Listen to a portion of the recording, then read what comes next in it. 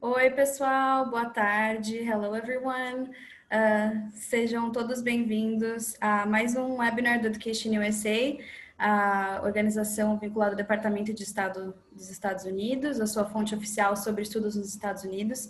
Então, sempre contem com a gente no seu processo de conhecimento sobre o processo de admissão para as universidades americanas, os programas, tanto para graduação, pós-graduação. O EducationUSA está aqui para ajudar vocês, não só no processo, mas também com as traduções e também com os webinars, quando a gente recebe as universidades americanas aqui para falar um pouquinho sobre diferentes assuntos relacionados à vida acadêmica, aos programas, né, às universidades em si. Então, eu quero deixar vocês à vontade para a sessão de hoje. Se tiverem dúvidas, podem mandar na caixa no chat, em português ou em inglês, o que for mais confortável para vocês.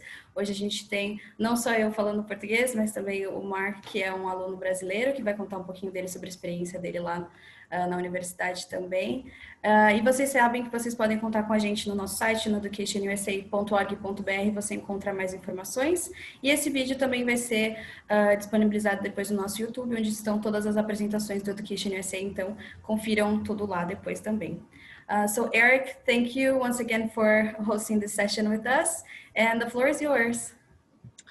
All right, thank you, Luann, and thank you to Education USA in Sao Paulo for hosting us today and giving us this opportunity to talk to you all about student life in the United States.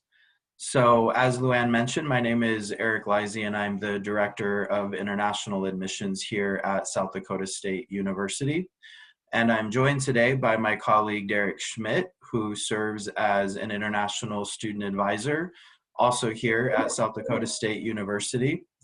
And then one of our students, again, as Luann mentioned, Marc Belisario, who is also from Brazil and will share some of his perspectives with you all as he's been with us now for several years here at South Dakota State. So without further ado, I'll go ahead and get us started. Today we wanted to discuss with you the idea of the college town in the United States. So I'll go over that briefly with you and also talk just very briefly about what you might expect prior to coming to the United States. After that, I will hand it over to Derek, who will go into more detail about the student life and services that you should expect to receive as a student here in the US. And then after that, we will turn it over to Marc, who will talk a bit about his perspective being a student here at South Dakota State University these last 4, now going on 5 years. And then at the end, we'll leave it open for any questions or discussion. So the United States, like Brazil, is a large country that is also really varied in its geography and also its population centers. So typically, in my experience, when I'm out recruiting students in person, so when I'm down in Sao Paulo recruiting students and talking to you all, I get lots of questions about California and Florida and New York and Texas, sort of the big states.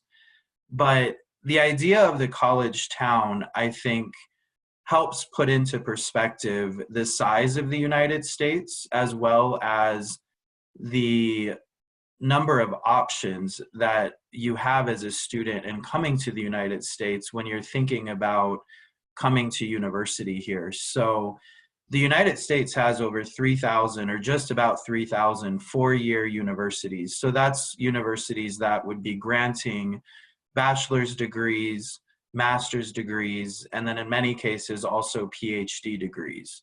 So that's a lot of universities. And obviously they're going to be spread out throughout the entire United States.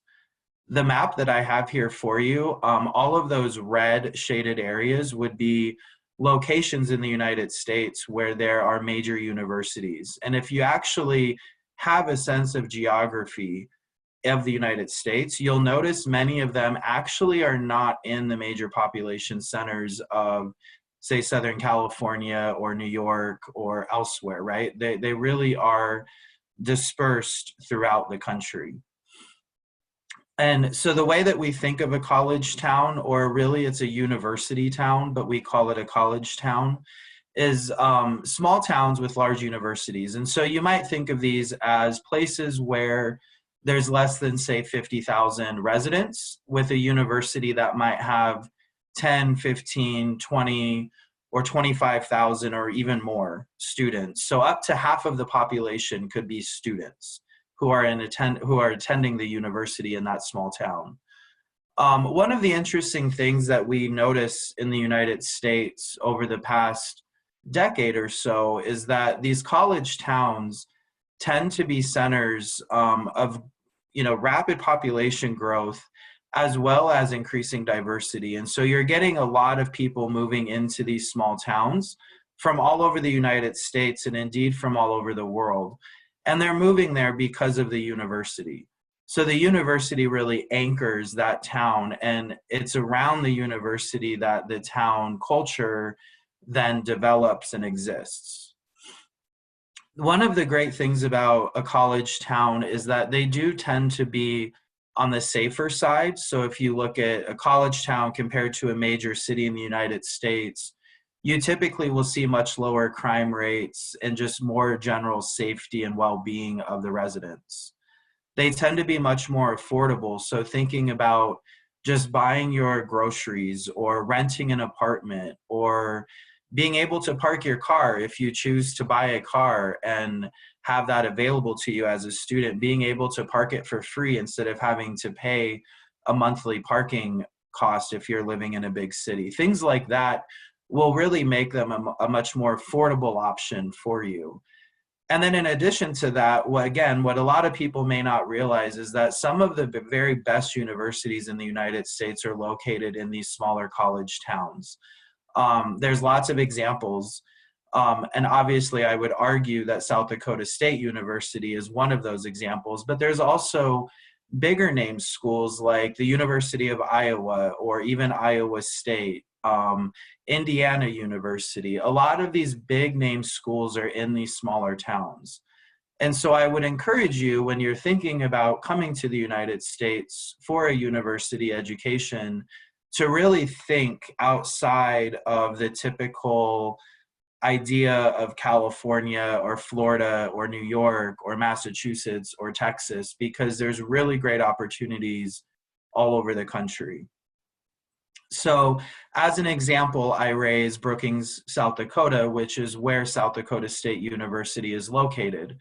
I don't have it here listed on the slide, but just to give you an idea, SDSU, we enroll about 12,000 students every year, and that's at the undergraduate as well as the graduate levels, so master's and PhD.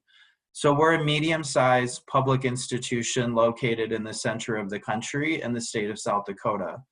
The blue arrow there indicates exactly where we are. So we are one of those red dots on the map. The town that we are in, Brookings, is about 30,000 people. This says 25,000. People argue about what that real number is. We'll say 25 to 30,000. Many of those are students who are attending the university. But for the size of town that it is, we have 45 restaurants, different local museums and cultural attractions. And one of the best things is that they all really are within walking or biking distance of our campus because the town is quite small. Again, we're a small, safe community. One of the great things is that in these small communities, you really have the ability to get to know your neighbors, get to know other students, and develop that network of friends and colleagues, and in some cases, even extended family. And so you're really able to kind of create your own life and have it be a vibrant and enriching social life outside of your academics. The other nice thing is that many of these college towns, while they may be small and they might not be, in these big cities that we all think of when we think of the United States, we tend not to be far away from them, at least for American standards. And I think Brazilians can relate a little bit to the distance here. So Brookings, we are located about 45 minutes from Sioux Falls, South Dakota, which is the largest city in South Dakota. It's about 180,000. If you take into account the entire area around Sioux Falls, it's a bit over 200,000. The point there is that it's a short drive and quite easy to get to. And in Sioux Falls, you'll really find all of the amenities that you would like to enjoy, say, in a larger city. And so we're a small town, but we are still close to that bigger city feel. And then if you really want to be in a major metropolitan area, the Minneapolis-St. Paul metro area is about 4 hours driving from us. Again, it sounds like a long ways, but for us, we don't consider that to be that far. And I think maybe Marc can talk to this later, but once you live here and you get the culture, you'll quickly realize that 4 hours is not a long ways to go. And there's many different ways for you to get there. But Minneapolis and St. Paul is itself about 3.25 million. The entire metropolitan area is a bit over 4 million. So it is a major city in the United States and will certainly give you access to all you can imagine or ever want in a large city, including the Mall of America, I should mention. So moving on a bit, so that kind of gives you a bit of a landscape of the United States and a bit of the geography related to higher education.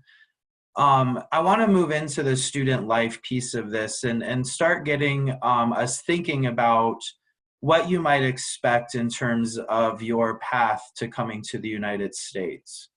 So I mentioned here a few things about your pre-arrival and the types of services that you might expect to receive from a university in the United States as you're planning your arrival here. So these would be things like immigration support. And Derek, certainly does a lot of this. I do a lot of it. But really, it's just providing you information and support to make sure that you're able to obtain your visa to enter the United States. And certainly we work with the local EducationUSA offices to also provide additional support and make sure that you're connected with them because they have a lot of resources available to you as a student. We offer things like academic advising. So thinking about your course selection. So what are the classes that you're going to take when you come here? And making sure that we are setting you up to enroll in the university. And there's a fair amount that goes into that, but it's just the upfront preparation to get you, to really get your expectations set in terms of what you should expect academically prior to coming into the United States. And then if you're an undergraduate student, you would think about on-campus living. So this is a unique concept in the United States where, pretty much all undergraduate students coming in as new students will live on the campus of the university in the student residence halls. They're basically like large apartment complexes. Marc will talk to you more about his experience, so you'll learn a little bit more about that. But there is a process in order to get placed into your on-campus living. And so we certainly will help you through that application and placement process so that your student housing is arranged once you arrive here on campus. We also offer things like peer advising. So we give opportunities for you to connect with our current international students through things like a Zoom meeting like we're having right now, but where you have the opportunity to meet current students, ask them questions, and again, just sort of help set your expectations of what you're going to experience when you arrive here in the United States. So again, those are just some thoughts to put out there in terms of things you might want to ask a university that you're looking at attending or that you might expect from your university once you've decided to attend. You might think about these kinds of services and things that they're going to be helping you with prior to you coming to the United States. So with that, I'm going to turn it over to Derek, who's going to talk a little bit more in depth about life on campus once you actually arrive. So Derek, you can have at it. Yeah, so you might be wondering, once you get to a campus, what to expect from the various services and opportunities that are available to students. And so here at SDSU, every student has free access to the following. And so the first there is the Academic Writing Center and the Academic Tutoring. And so we do have a writing center here on campus where we have English instructors and graduate students who are here to assist you with, whether it's writing an essay or just perfecting your writing skills. It's a free service that's wonderful. And so if you know that you're going to have a lot of classes that you need to work on your writing, that's available to you. And then in addition to that, we have academic tutoring. So here at SDSU, we have what's called the Wintrode Student Success Center. And what it is, it's a location on campus that's dedicated to providing tutoring opportunities for students. And so regardless of the subject, if you have a class that maybe you're struggling in or just need a little bit more assistance, our tutoring center is there to provide you with that help. And so it's really, really nice for students.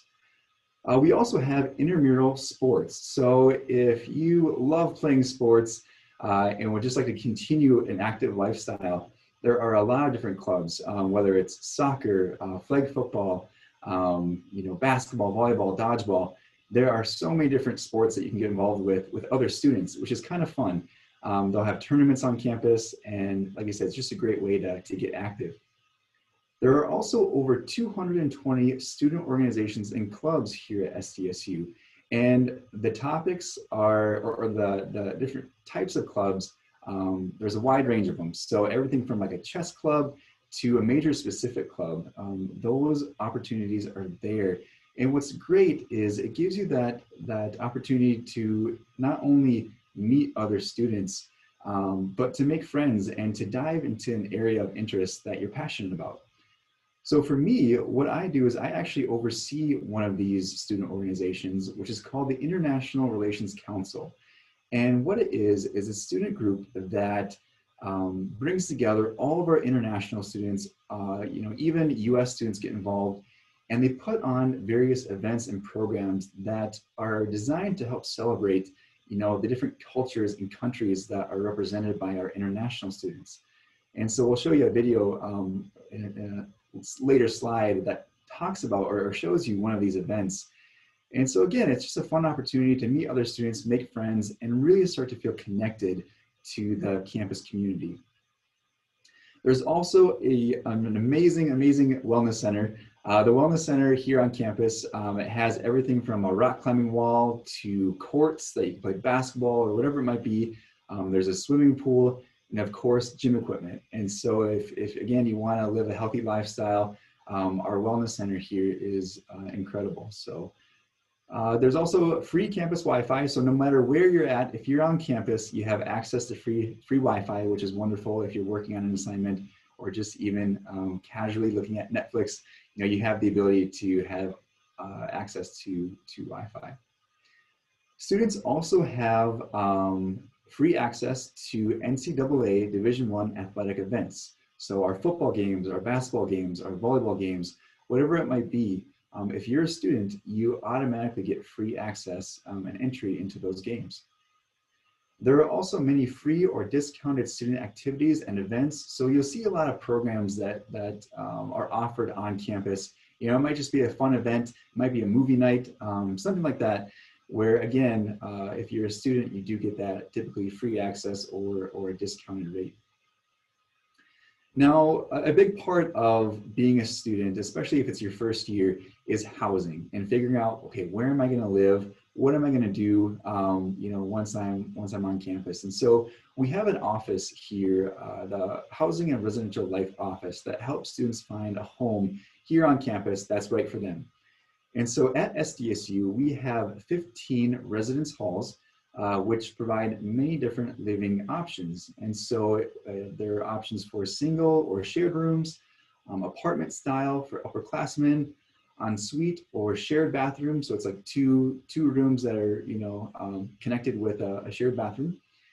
And then all of these spaces, all of these rooms on campus are furnished with a bed, desk, dresser, a lot of the essentials that you need in a living space. So it's really nice, and you can really figure out based on even price range which residence hall is right for you, so you can have the best living arrangements possible. So there's also off-campus housing options for graduate students, families, and upperclassmen. And a lot of these are within walking distance. And you'll find that it's nice to know that there are off-campus housing opportunities that are within walking distance, because sometimes, you know, you might get here and you maybe don't have access to a vehicle right away. And so, like I said, these off-campus housing options are close and typically within walking distance. All right, so Bring the Blue. We have two videos here. The first one, the Bring the Blue video, is just kind of an insight into our athletics program here at SDSU, and just kind of shows the excitement of being a SDSU Jackrabbit. Okay, I'm going to try this and I hope it works. We'll see about the sound. Is the sound?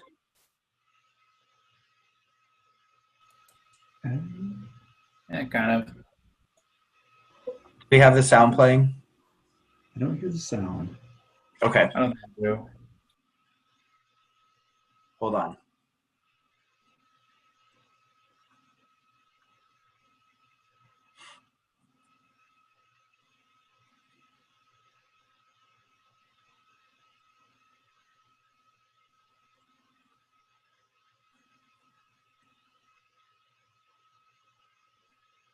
Blue. It means everything to us Jackrabbits. Passion.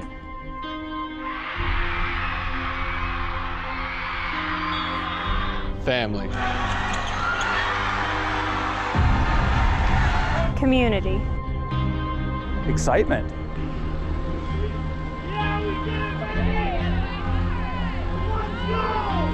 Tradition.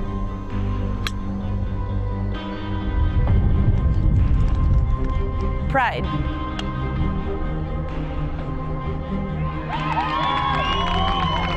Loyalty.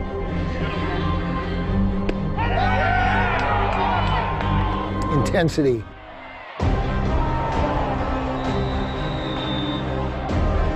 Commitment. Spirit. Determination. Bring the blue. Rebounded Shireman. 5 minutes left. No look, outlet to Friedel. Off the window for two. Unbelievable pass. Bring the blue means taking part in something bigger than yourself. Winning each day. Bring the Blue is living life the Jackrabbit way. Rebound put back for the buzzer. Good for two. Bring the Blue is about you, Jackrabbit Nation. Go big, go blue. Go Jacks.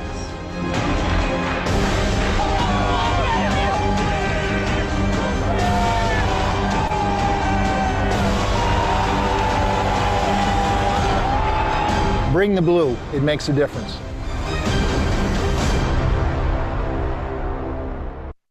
All right. So yeah, like you said, that just gives you a little bit of insight into what our athletics look like here at SDSU. And so this next video, so you'll find at a lot of U.S. universities, colleges, homecoming is a big part of that tradition that we see here in the U.S. And one of those for us is Hobo Day. And so Hobo Day for SDSU is our homecoming. And oftentimes during homecoming, you see a lot of events take place that celebrate SDSU, celebrate the university that they're a part of. And so, you know, for us, you'll see parades, you'll see events, you'll see a football game. And this video right here shows just a look at what that homecoming parade looks like. And we do get a lot of our international students involved with the parades. What we'll do is we'll provide an opportunity for international students to represent their home country by carrying their flags throughout the parade. And yeah, so it's kind of a fun way to celebrate being a student at SDSU.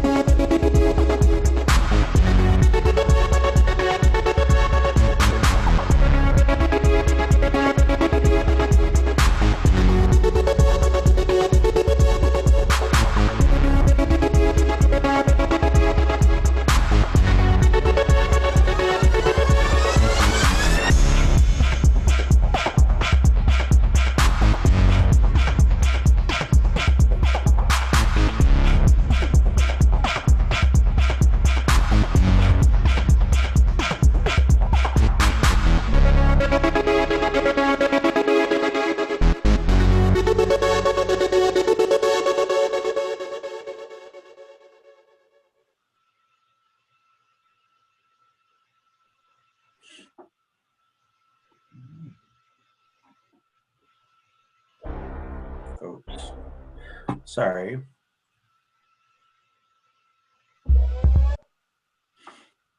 All right.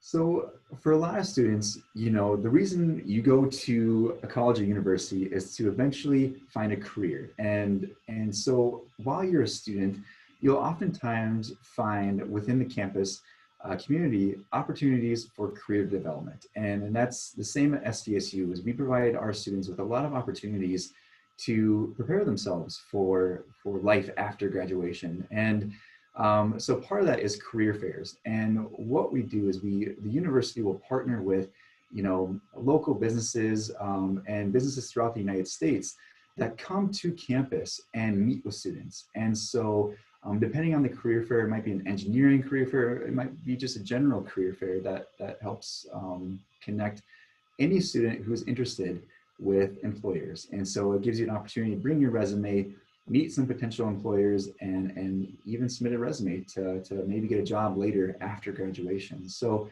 those opportunities are available. There are also part-time job fairs. So maybe while you're a student, you want some opportunities to gain some real life practical work experience that will prepare you for life after graduation. And so there are those job fairs, again, that will connect you with potential employers. There are also resume and cover letter reviews. And so a big part of applying for jobs is having that resume ready, having that cover letter ready to go.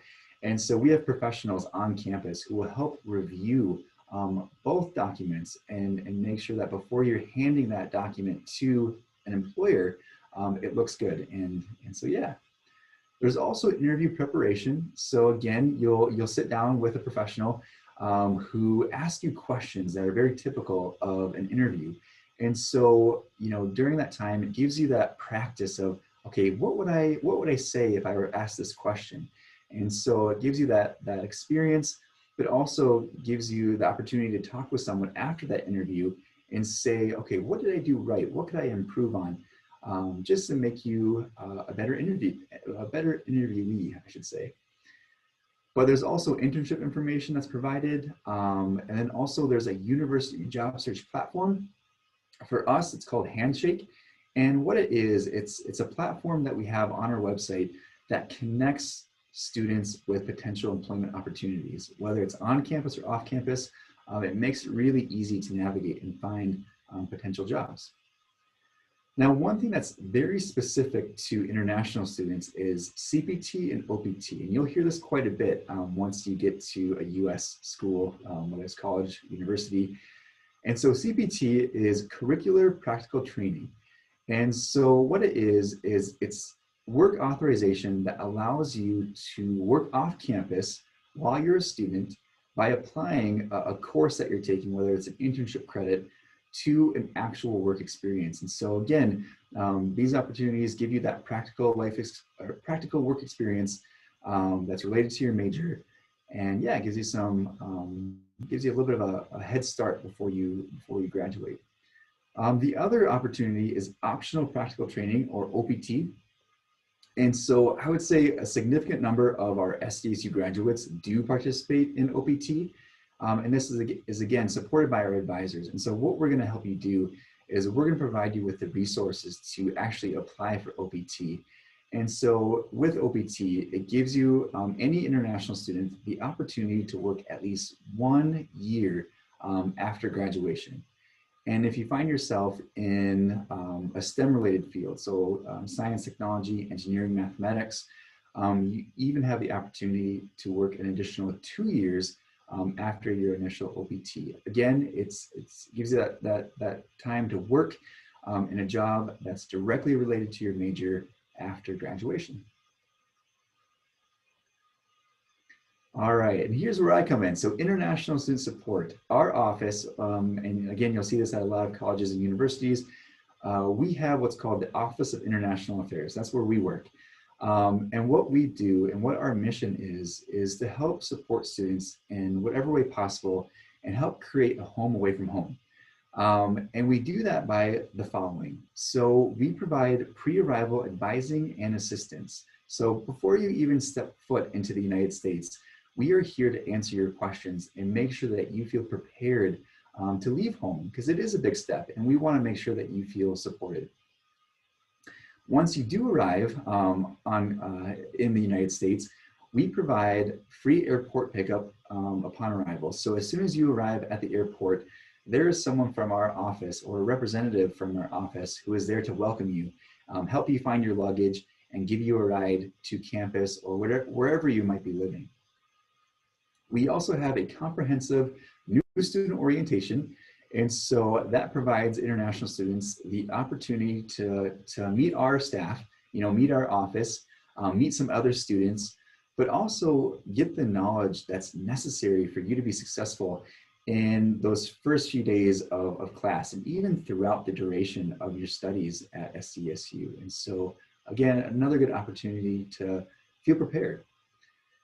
We do have individual one-on-one advising. So say if you have questions related to your immigration status, or you just need someone to talk to, our advisors are here to be there for you, and to answer those questions. And again, make sure that you feel supported. We do have cultural excursions and annual activities. So each year we have events that are planned that again create an opportunity for you to have fun. Maybe take a break from those studies for a little bit and hang out with other students, and just really socialize and again immerse yourself into that campus culture.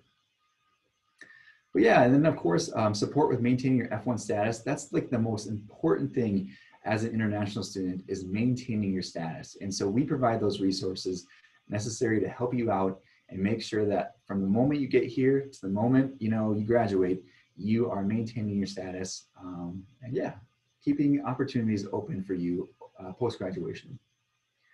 And then of course there's that personal and professional development workshops and support that we provide, and those opportunities are available throughout the year as well.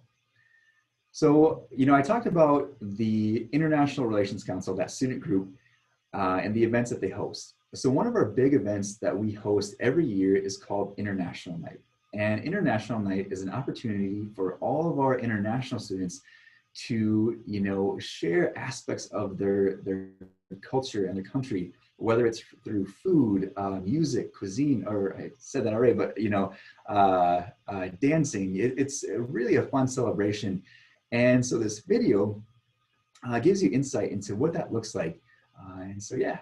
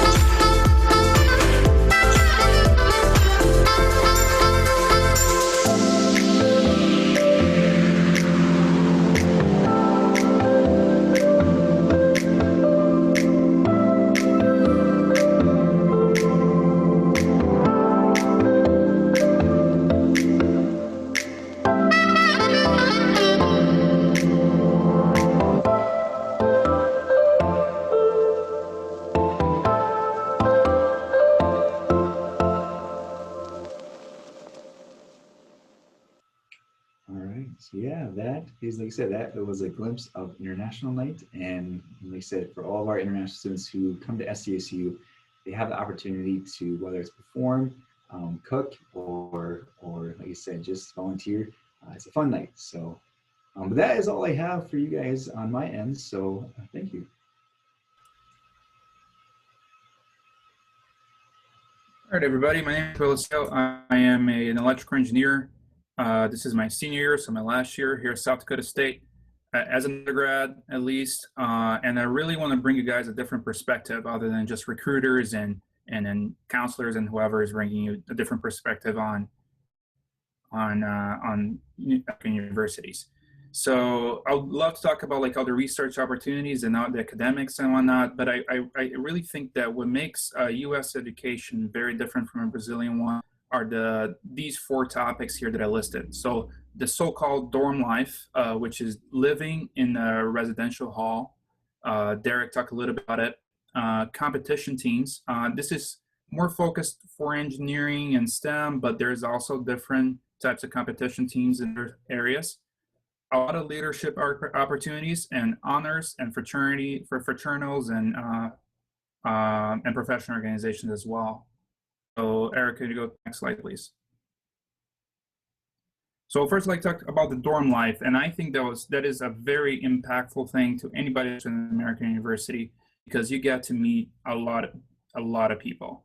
So you live in a dorm or a dormitory or a residential hall or whatever, people with pretty much everybody else. Everybody's your age, everybody is new to college, to university, and everybody just wants to learn and grow. And it is great to just learn what you want to do, learn what you like, and also do some networking. You never know who the guy living right next to you, in the room right next to you, is going to be doing 5 years from now. I've heard of stories that people that met in the dorms, they go out there and create startups, or they get a job through somebody in the dorm, or they marry somebody they met in the dorms, or just get some really good friendships. So dorm life is very impactful, and I think that's a very American thing. This picture is from my dorm freshman year. This was in, I think, October 2016. You can see, like, those are my friends. We're all studying together. And my particular dorm, all of the people in that floor were engineers. So that made it a lot easier to study for all the different classes we were taking. I believe that we're probably doing some calculus homework. Though that was our roughest class. Anyways, can you go to the next slide, please? This one is actually one of my favorites. So American universities have a lot of competition teams, and this ranges from sports to Formula cars. So sports, as Rick talked about, you have anything ranging from soccer, football, hockey, anything really, and now we have our engineering competition teams. Like these guys here, they built their own Formula car. I believe they are all mechanical engineers. I'm not entirely sure if there are different majors in there, but they're into different majors. And I've heard of people that are studying marketing, and then they go out there and, like to build Formula cars. And they go to different competitions all over the States. This team in particular is actually one of our stars here in SDSU. They won like the Formula competition in the States a bunch of times already. I believe other countries have similar teams and similar competition styles, but I do know that in the United States, this is a very big thing, and it's something that I wanted to be a part of. In my experience, I was part of the robotics team. We built a basketball shooting robot. So the robot would literally shoot the basketball towards the basketball hoop, and we won a Midwest regional competition in that. And we beat bigger universities too, like Iowa State and Purdue University. Robotics team is actually becoming our star club here on campus. We were supposed to have a NASA competition last semester, but because of COVID, we didn't. But the NASA competition was basically making a robot that would go to the moon and grab like some rocks and stuff. So that was pretty cool. Outside of engineering, I know there's a lot of competition teams related to debate and sports, as I said before, and other like political science aligned stuff, or even different sorts of more biology leaning majors and lines of study. But robotics and the Formula cars are the ones that I've known the most. All right, can you go to the next one, please? This one is a picture to show. This is a different team. It's not the Formula team. It's called a human powered vehicle. It's basically a glorified bicycle. They just make a bicycle that is kind of closer to the floor so they can go faster. And I think 2 years ago, they went to Las Vegas and had a pretty big competition down there. All those students are from SDSU, and they got all sent with the like paid biology. They did not pay a single dollar because they were in a club with SDSU. you know, different clubs have different funds. They have different amount of money they're willing to spend on students. But I know that a lot of these competition teams, they do have plenty of money that they get from donations and even the college to just go around and give that to you guys.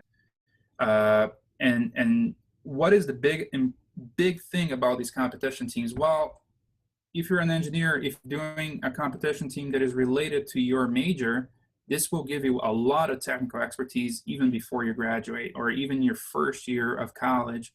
You're going to get a lot of expertise.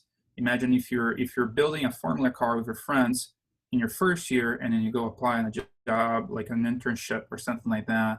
That helps a lot. And they may also help you decide what major you want too. Like your first year, you're basically going to be taking calculus, physics, or if you're in the more like nursing or pre-med, you're going to be taking biology and very basic coursework. By joining those teams, you're going to be able to have some hands-on experience to really decide, hey, is this really what I want to do? So those are two very key things about those teams. And also there's social development. I've met some people in the robotics club. They are my friends to this day. So there's also that. So going on to the next slide, please. A little bit different than the competition teams. There's a lot of leadership opportunities. It's a similar idea. So there's a lot of different clubs, as Derek mentioned. There's a lot of like professional leaning and just like clubs for majors and whatnot. So this, for instance, is a picture of the IOE, which is Institute of Electrical and Electronics Engineers on campus. And this is the board. So you got like the president, the vice president, the treasurer, and whatnot. And for instance, Mary here in the middle, she's the girl wearing the dark pants. I believe she's from Venezuela, so she's an international student herself. She's the president of our chapter. They generally like host conferences. They got to talk to people from all over the country, and so they can come here. And I believe we hosted a conference last year. Actually, Mary probably took care of most of that, where I think almost 100 students from all over over the Midwest came and visited South Dakota State. So those leadership opportunities where you get to have your event, not like your own club's event, your conference, or even a career fair, that's a very unique opportunity from an American university. I frankly haven't seen much when I was studying in Brazil.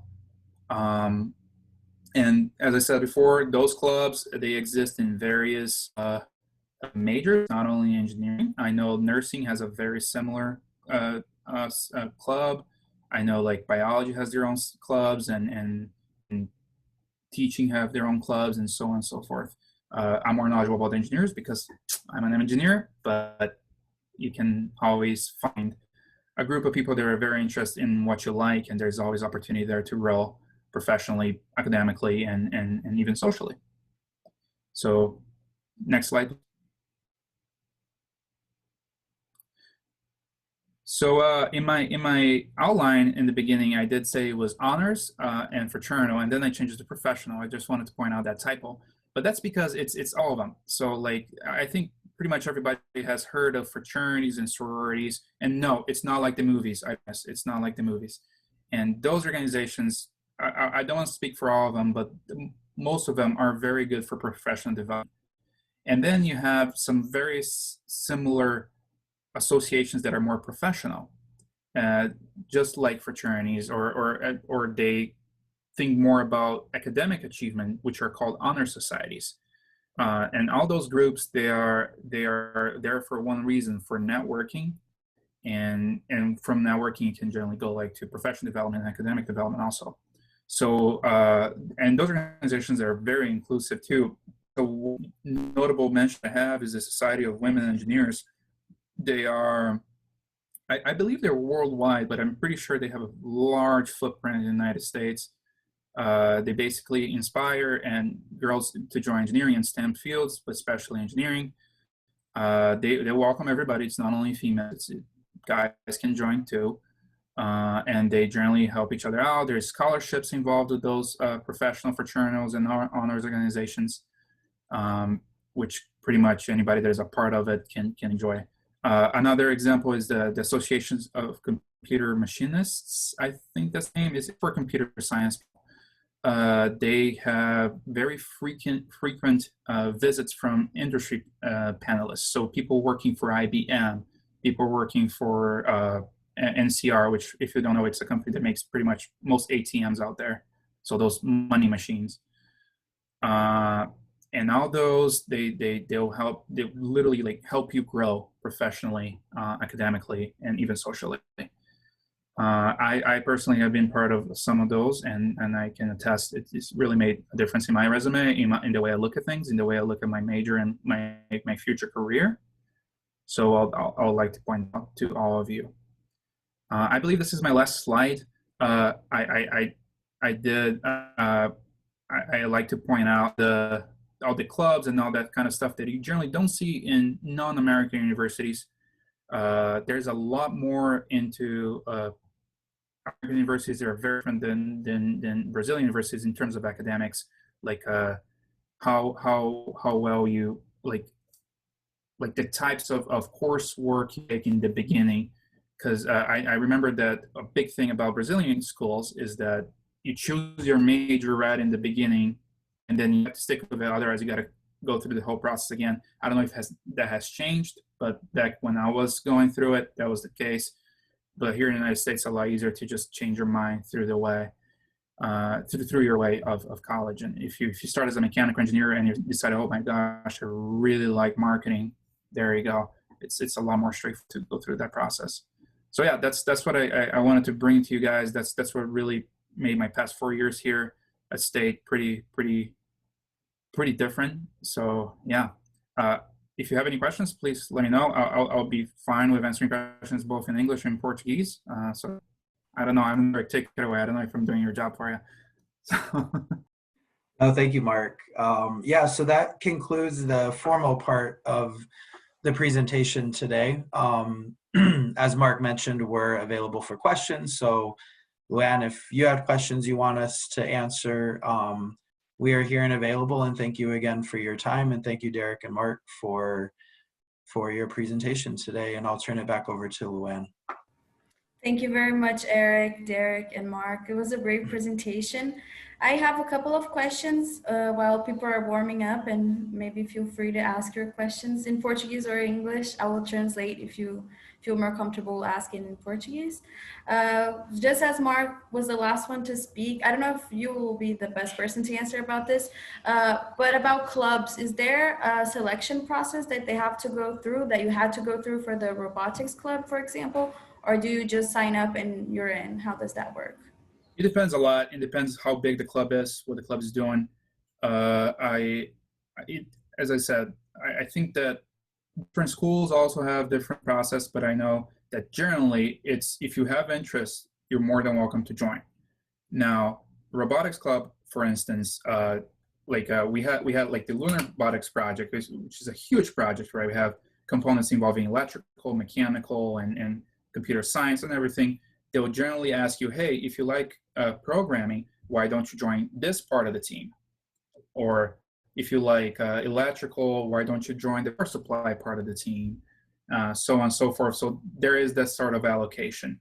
Now, for professional organizations or academic organizations, there might be a different way. So I know academic organizations, they prioritize your grades. So if you have higher grades, your odds of getting in are higher. For professional organizations, it's generally like if you're a member. So if you go to events and if you're a part of it, if you're active, you can remain the organization. So it really depends. I would assume most organizations are very welcoming, but the selection may depend. Does that answer your question? Yes, it does. Thank you.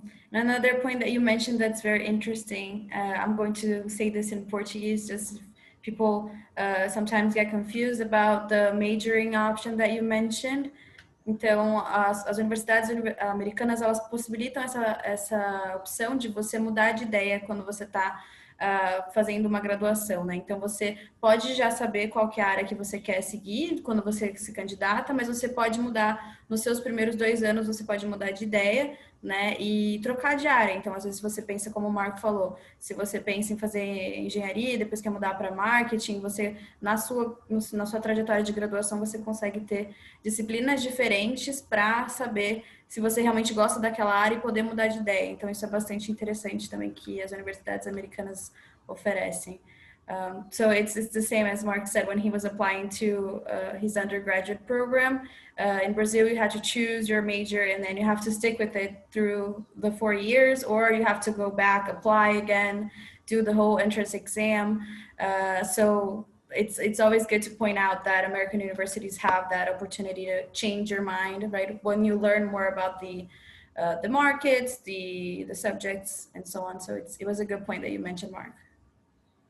And I would add, if I could, that in thinking about selecting a university in the United States, that's something important to keep in mind, that you might think that you want to do, in Marc's case, engineering, but you should also consider all of the other pieces of the university. So what we were talking about today in the student life, and what does that look like, and what kind of support services and what other opportunities are there to be involved.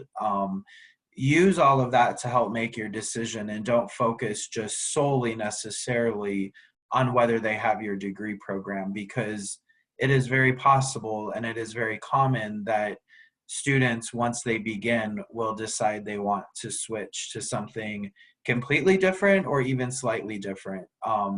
So just, I think keep your mind open and think beyond just specifically your academic major.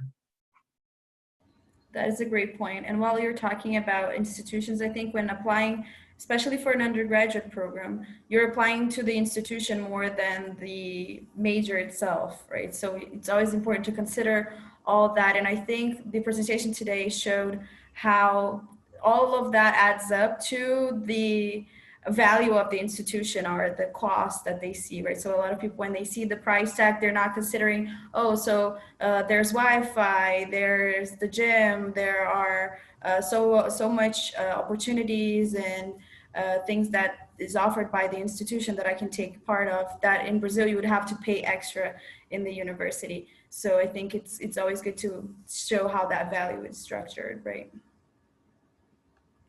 And also on that subject, I don't know if you can share this information with us, Eric. What is your scholarship policy at the institution? Do you offer specific scholarships that are offered for international students? How does that work for Brazilian students specifically? Sure, yeah. So at South Dakota State, we do offer international students, specifically new undergraduate students, scholarships that would be renewable, as we say, so that you get them every year for all 4 years of your undergraduate program. And those range anywhere right now from $1,000 to $4,000 per year. I would just add to that to keep in mind, because that may not sound like a huge amount, but we do offer one of the lowest all-inclusive costs of attendance, what we call the I-20 cost, in the United States. So we average just about $25,000 per year. And that's inclusive of tuition, your room, your board, all of the extra fees and everything that you have to pay. So that's our all-inclusive price. So our scholarships are $1,000 to $4,000 per year off of that cost. Right now, we do require the SATs to be submitted in order to qualify. However, I will just say very cautiously that we are working to remove that requirement, and hope that by fall, we will no longer require that. So, and I will make sure to let you know, Luann, once that change happens. But yeah, that's our general scholarship. The other thing I would just say very briefly is that once you're a student here, as you go each year, so as you go from year 1 to year 2 to year 3, you're going to be able to qualify for additional scholarships. They might be within your academic department. They might be through one of the student clubs or organizations. There's a lot of different opportunity for scholarships once you're an actual student at the institution. That's great that you mentioned. It's very good that you are being aware of the situation here in Brazil. The testing situation is very complicated at the moment. So it's good to know that you are being conscious of that. And I would love to hear when you have more information on that. Thank you. Luani, can I do a question? Yes, of course. Just because I'm looking for MBA program, and I try to find more information like class profile, but I was not able to find in the Dakota website. So is there any possibility to share someone that I can keep in touch with? So I can answer that briefly. Okay, I think if I just to be sure, with the connection, you said an MBA program? Yeah, correct. Yeah. So at South Dakota State, we don't have an MBA. Our sister school, the University of South Dakota, which is just down the road from us, they have an MBA program that's quite good, and I'm happy to provide that information. We do have a Master's of Science in Economics, so an MS in Econ. So it's not an MBA, but it is a Master of Science in Economics, and it is going to be much more focused on the quantitative aspects of business, where the MBA usually will be more qualitative. So marketing, administration, management. Ours is much more the data and the numbers. Okay, thank you. You're welcome. And then if you need Eric's email, we can share the contact information maybe in the chat, and then you can reach out. For sure, thank you. I don't know if we have any other questions. Okay, thank you, Eric. Sure. But I think we were able to touch on all the major aspects of the student life, right? Which is, once again, very exciting, I think, for students to see what it is like to be in an American university. Is a whole different experience from anything that we were able to find here in Brazil. So it was very good to hear that from you, in having so many perspectives on the subject, right? And having a Brazilian student take on this aspect is also very interesting to see how it actually works for when a Brazilian does go, and how it is, how they're welcomed, and how many opportunities there are, and how much support institutions offer, right? I think a lot of times students forget that they will need to count on student service, international student service, and it's good to see that South Dakota offers all that to the Brazilian students. So once again, thank you very much for this great presentation, Eric, Derek, and Mark. I don't know if you have anything that you'd like to add. No, I think that's good, other than obrigado, and we'll hopefully see you all soon down in Brazil. Yes, I can't wait for that moment. Thank you very much, everyone. All right. Bye-bye. Thank you. Bye. All right, stay safe, everybody.